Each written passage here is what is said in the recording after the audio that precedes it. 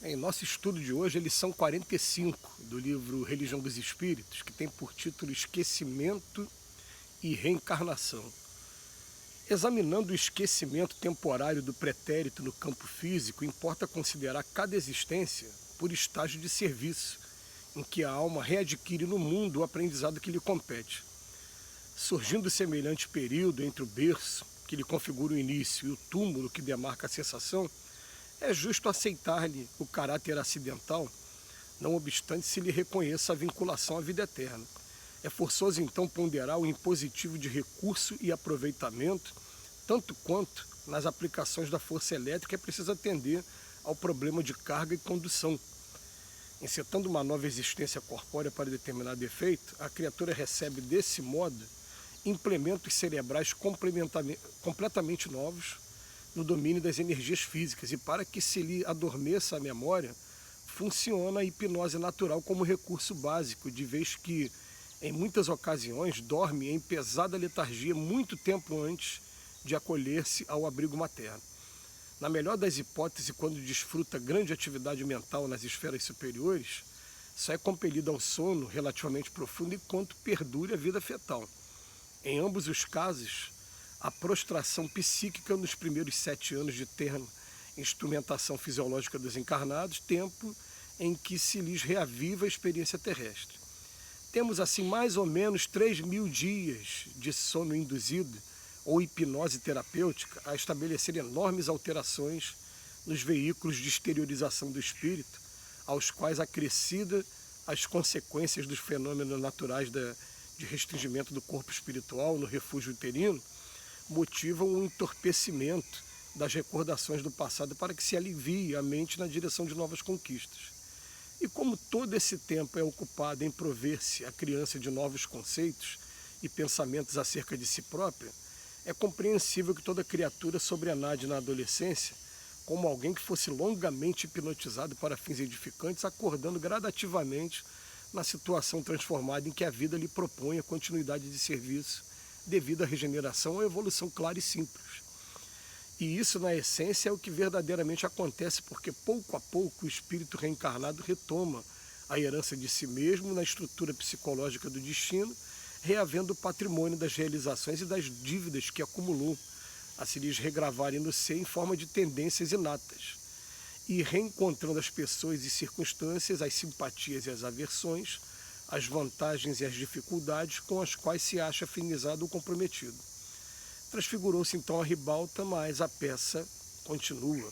A moldura social ou doméstica muitas vezes é diferente, mas no quadro do trabalho e da luta, a consciência é a mesma, com a obrigação de aprimorar-se ante a bênção de Deus para a luz da imortalidade.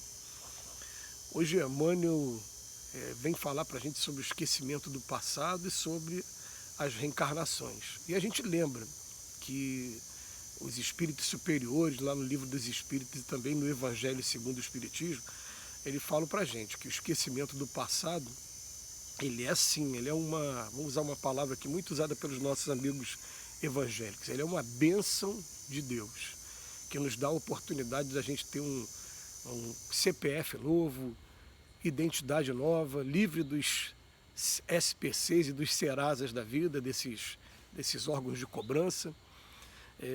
E a gente tem uma oportunidade nova de, inclusive, estar se relacionando com afetos e desafetos do passado, mudando a ribalta, como ele diz aqui o Emmanuel, né? A ribalta é palco. Então os palcos da vida mudam o tempo todo. A gente lembra aí uma música que o Chico Buarque falava assim, né? Luz, eu quero luz. Eu sei que além das cortinas são palcos azuis, infinitas cortinas com palcos atrás. Uma excelente alegoria para falar das reencarnações. Mas a gente vai perceber que a gente tem essa coisa do esquecimento do passado que faz com que muita gente duvide do conceito da reencarnação e também, até por conta da recomendação do Cristo de que haveria falsos cristos e falsos profetas, que a gente deixa a gente no alerta mesmo, pesquisando se é isso mesmo ou não. Então as dúvidas que tem sobre esse assunto, elas são totalmente compreensíveis e aceitáveis. Os espíritos até falam para a gente, olha, a gente não precisa ficar lembrando de detalhes do passado. A gente tem duas forças muito grandes que nos ajuda a compreender quem fomos no passado. Fala pra gente, a gente tem a voz da consciência e as nossas tendências instintivas. Quando a gente fala de instinta, como a gente age no momento da emoção. A emoção pega a gente de surpresa. O que é a emoção? É aquela coisa que acontece agora e que modifica completamente o nosso cenário emocional. Então a emoção vai fazer o seguinte: eu tomei um susto muito grande e eu tenho que agir numa situação de perigo, eu tenho que agir numa situação de raiva. Aliás, até mesmo a psicologia de hoje considera também a libido uma emoção. Uma vez eu até brincando com alguns amigos, eu falei, o Chico Xavier não falava que quando você ficar com raiva, coloca água na boca, deixa a raiva passar para não falar coisa que se arrependa, né? O comportamento deve ser mais ou menos o mesmo quando se trata da libido também, né? Mas quando chega essas tendências instintivas com relação a gente vai se conhecer, vai saber, meu Deus, é assim que eu ajo naturalmente, então é isso que eu trago no meu patrimônio espiritual. Mas é muito claro para a gente, Allan Kardec também tem um momento que ele fala sobre isso, a diferença dos animais para os homens. Ele vem falar, o animal tem princípio inteligente, o homem tem espírito. O espírito um dia já foi um princípio inteligente que foi se transformando com o tempo. Isso está lá no livro dos Espíritos também, lá nos Três Reinos, no capítulo dos Três Reinos, né? Mas vem falando assim, ó, o animal é o seguinte: a casa do João de Barro é a mesma casa desde a época de Moisés.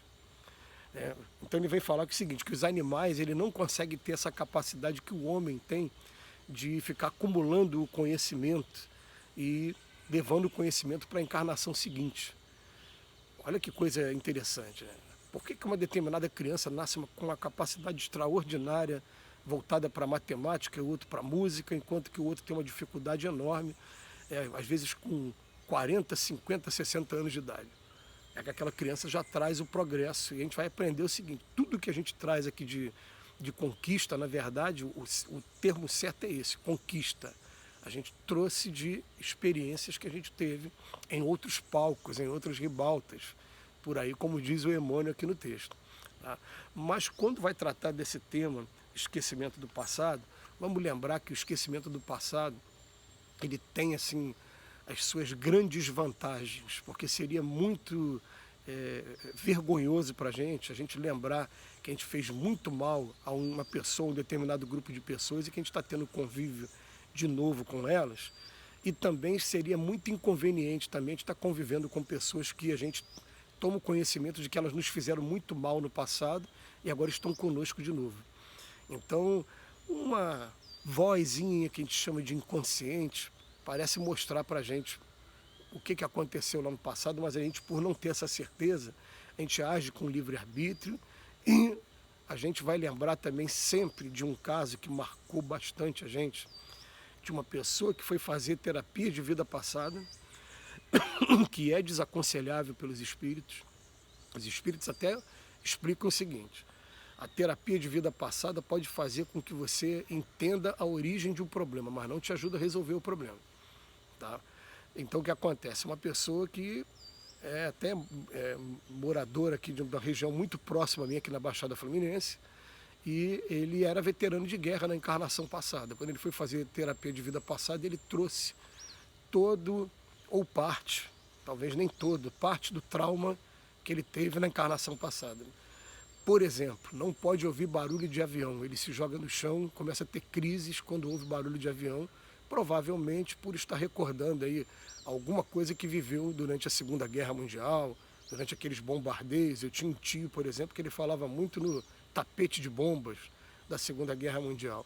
Aí eu pergunto, para que foi mexer no passado? Se Deus deixou oculto, é porque está dando uma nova oportunidade, e ficar brincando com terapia de vida passada é meio que desconfiar da sabedoria de Deus. Se Deus fez com que a gente esquecesse, é porque tem a sua razão, a sua utilidade, e a gente não deve ficar desafiando nem brincando com as coisas de Deus. Mas todas essas tendências instintivas apontam para a gente o que a gente deve fazer, como a gente deve comportar agora. Para terminar, eu só vou lembrar que eu sou uma pessoa que eu tenho recordação do passado e recebi uma orientação espiritual falando assim: meu filho, A algumas pessoas é permitido lembrar do passado só para não cair no mesmo erro. Mas não fica olhando para o retrovisor, não. Olha para frente.